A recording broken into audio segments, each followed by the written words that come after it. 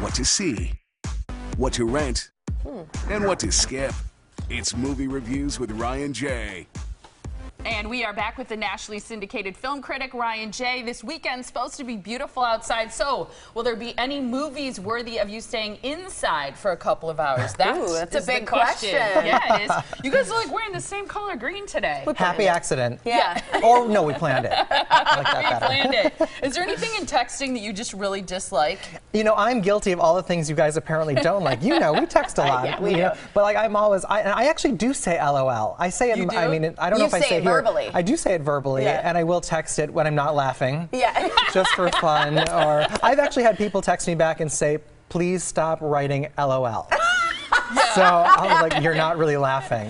There's at least once a week I have to text Ryan and ask him what something means that he texts me. Right. Well, but I make things up too. He does. Like I do LBH for Let's Be Honest. I know no one's gonna know what that is because I made it up. I do now. But you do now. Yeah. So there's two of us out there that know it. But It's good. I love anyway. it. All right, so should we talk movies? This one, The 100-Foot Journey, just looking at the clip as we were teasing it, looked good to me visually. This movie is so special, and I loved it so much. Yeah, produced, by Oprah Winfrey and Steven Spielberg, and it's a beautiful, beautiful film. Like every touch about this movie and every detail is so well done, and it's just stunning.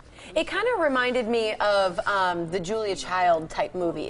Does it have a similar feel? What's so touching about it? It does. What's touching about it is the theme, because it's really about the perseverance of soul. It's an underdog story, and the story of this young chef who evolves both personally and professionally and overcomes so much with his family. And then there's a competitive edge between his character and Helen Mirren's character, and she is so exquisite. We love her in everything she does. She's phenomenal in this movie. She starts out kind of as like Meryl Streep in The Devil Wears Prada. Has a lot of that vibe, but still making the role very much her own.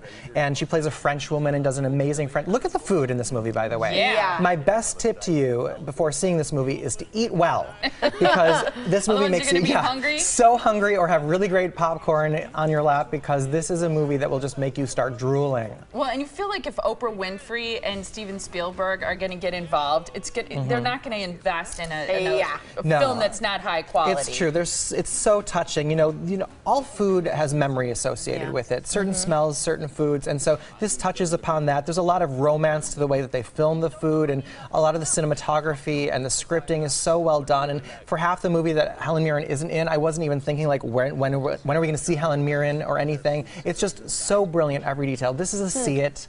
I really recommend seeing it in the theater. It's like a great romantic drama comedy aspects. It's released by Disney, so it has all that Disney magic without being a princess movie. Were you LOLing during this movie? Appropriately so. When it was necessary. Yes. The next one, Magic in the Moonlight, PG-13. This is the new annual offering from Woody Allen, who, let's face it, is the most prolific man ever, right? Like, don't we all wish we were making a movie each year, writing and directing? This is a return, though, to the typical lighter fare of Woody Allen. It's nothing like his last year's offering, Blue Jasmine, which won the Best Acting Oscar for Cate Blanchett. Right. So I don't think we're going to see any Oscar nominations from this film, but it's a different vibe. Visually, it looks beautiful. The cinematography looks really good. How do you feel the cast is in this movie? I like this cast. I really love Colin Firth. I like him in almost anything that he does, and he's really great in this movie. He plays a magician who's trying to debunk Emma Stone's character, who's like a clairvoyant, and there's like that cool, fun, supernatural aspect to it.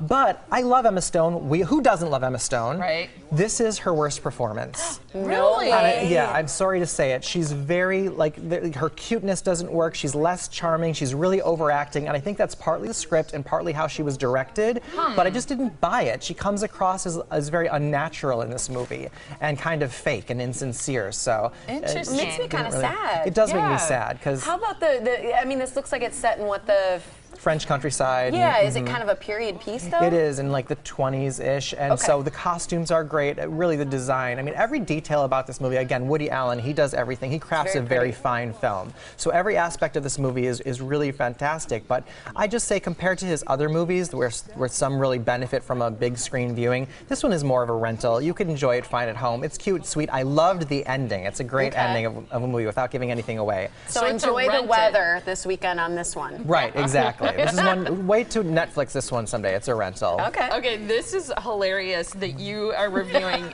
Teenage Mutant Ninja Turtles. That is not the way you say it. Teenage Mutant Ninja Turtles. There you go. Oh, God. You remember from the 90s? Yes. Right. This is a reboot. It was a franchise in the 90s. There was a cartoon series. There's comic books and all the rest of it. And I was just praying during this movie that it would be better than Transformers. And thankfully, it's a little bit better. Really? Yeah, A little bit. It's Yeah. PG-13. So who's it for? Is this for kids? This is definitely for kids. It's interesting that it's PG-13 because I really think it's going to appeal to kids under 13. It skews very young. It's very cartoony and cutesy and silly, and it's a comedy. So I didn't really enjoy the story. And if I was really watching it, like if I had paid for the ticket and was watching it to enjoy it, I'd have hated it. But just watching it for what it is and knowing that their intent was to be cutesy and silly, it works on that level. Is that Megan Fox? It is Megan Fox. Oh. And I know there are a lot of haters for her out there. I don't think she's a great actress, but I think she's a good actress. She's very good in this film. By the way, the effects in the 3D in this movie is very good.